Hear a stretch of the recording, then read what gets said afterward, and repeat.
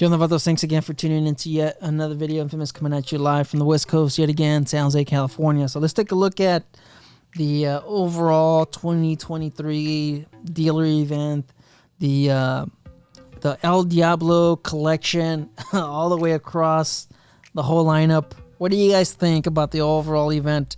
There's a lot of, unhappy, fans out there, of course, with the announcement, with the dealer event.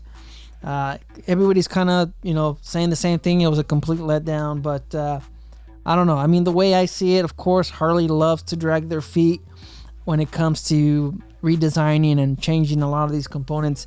I've always said that the Lowrider S should have had the 117 from the get-go since 2020, and now we're barely getting it, last year. And now this year, we're barely getting the cruise control when the FX DLS had that from the start. It had the cruise control and it had the 110. It should have had all of that, but like I said, Harley loves to drag their feet with a lot of this stuff. So, in my opinion, the overall event, I like what they did with the colors. All right, everybody knew it was going to be just colors. We all knew it was just going to be colors.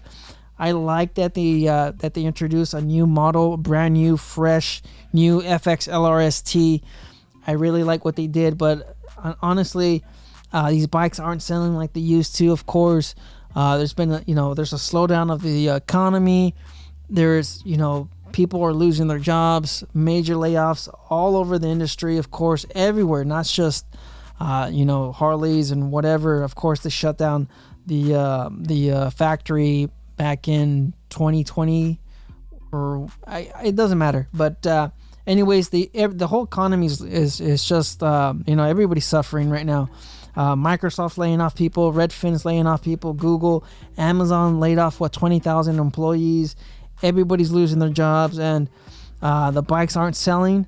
People don't have that income to buy something that's not a necessity, and to be research and development, to be spending money in developing new fairings every couple of years. It's not viable for an industry that a lot of people it's just mainly just a hobby. It's not a way of living. I know people say born to ride or whatever, but a lot of the used bikes out there right now, they have 2,000 miles on them, and I don't know. It's just the way I see it. They can't be developing new fairings. The styles and the designs are not going to be like major hits, right? Kind of like the Shark Nose fairing. This one, when they made this change, man, I'm glad they made this change to the Road Glide.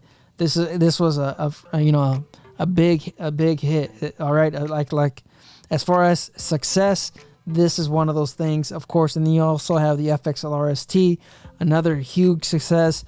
But eventually, they're going to hit a couple of those, a couple of those bad designs, kind of like the Livewire, kind of like the FXDR. Of course, some of these bikes are not going to have the same, reception. But anyways, I did enjoy the event. I like, the new apparel. I like the new colors.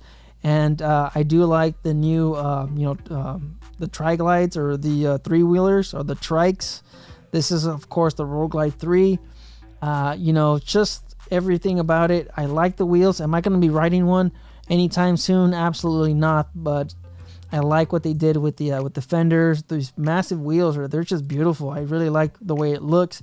And then, of course, you have the Road Glide, the Road Glide fairing on there. So, man, it's a good-looking bike. And then the Freewheeler, of course, this other bike, another good-looking bike, same wheel design, and the fender as well. 114, a good-looking bike, of course. And we have this beautiful color that they have for the 120 anniversary. This red fade on all the models, not all of them, but just for the price. I mean, for $1,500, you can't find nobody out there to paint your bike for $1,500, especially this color right here. This color right here, I can tell you right now, in just materials, the red fade, the metallic, the pearl, the overall design, the pinstriping, all of this. There's no way you're gonna find anybody that'll paint your bike like this for $1,500. There's just no way. This is like a $5,000 to $7,000 paint job. The materials alone for this bike's gonna cost you $1,000 if you ask your local painter or whatever. And on top of that, you're also getting some trim design, some, of course, the side covers. You get the air breather, the derby cover, the seat. Everything's touched and has a little bit of that iconic look of this red from El Diablo. So, like I said, I mean, for $1,500. Oh, you guys can't even see it, but right here, red fade for $1,500.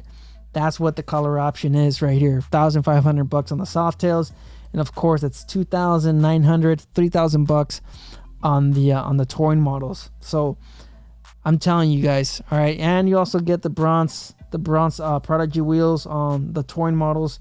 You also get that iconic, that new retro tank badging, and then you get that little touch of the trim, the covers, of course, and everything else. Man, I'm telling you, for $2,900, you ain't finding anybody. Nobody's gonna paint your bike for $2,900. This is easily a $5,000, $6,000, $7,000 paint job. But I'm just saying, overall, to be developing new fairings and not know how everybody's gonna feel about them, I guess, the overall design, and like I said, the research and development, and with the economy being what it is, I just don't see why Harley should keep on giving us new fairings. It's nice if they could refresh them every 5 to 10 years, but the Street Glide is perfect. The Batwing fairing, this is a perfect fairing the way it is. Why fix something that's not broken? And of course, the Road Glide, man, they really made this thing, they really upgraded the shark nose fairing, with this redesign. I mean, the Road Glide really needed this new update, and for them to change it now, I just don't see, I just don't see why they should. Of course, you also have the FXRT fairing. Another good-looking fairing. I mean, these are all good-looking. Could they, probably do something vent-wise? I mean, you have vents right here. Could they add more vents? I guess they could. But, man, the way Harley has it right now with the lineup, I just don't see why they should keep on introducing new bikes. I would like to see more Revolution Max models like the Roadster.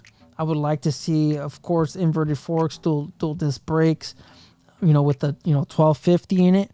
But am I in the market for these bikes? You got to ask yourself, are you in the market for these bikes? I mean, if Harley puts out a, like I mentioned, a Revolution Max 1250 inverted forks, dual disc brakes, with, of course, the ST color of, with the Bronx wheels and the gold badging, I think I would buy that bike myself. But I mean, would other riders pay the price? I don't know.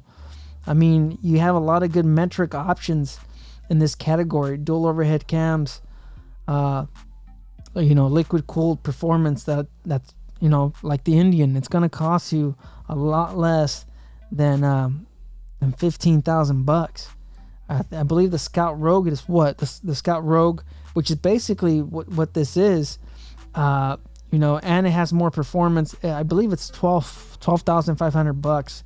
You get the same the same fairing. You get more performance, 100 horsepower. Wheel size the same, but you get a better looking left side of the engine. This is just hideous. I mean, Harley's known for fit and finish, and they just completely dropped the box on this. And of course, the radiator on the Scout doesn't stand out as much as this one. So I don't know. You guys let me know in the comments. Overall letdown for 2023. Like I said, the colors are nice, and then giving the geezers more options as far as 3 wheels. These are good looking bikes. They are. So all of these El Diablo color edition, man, they're all good looking bikes. I'm a huge fan of this one, of the just everything about it. I really like the way this one looks. But of course, this is going to cost you, what is this? Oh, it's going to cost you $30,000, a little bit over 30,000, not including all the new fees. So you guys stay out there, stay safe, don't believe everything you read. Nice to risk it out there and ride. Later.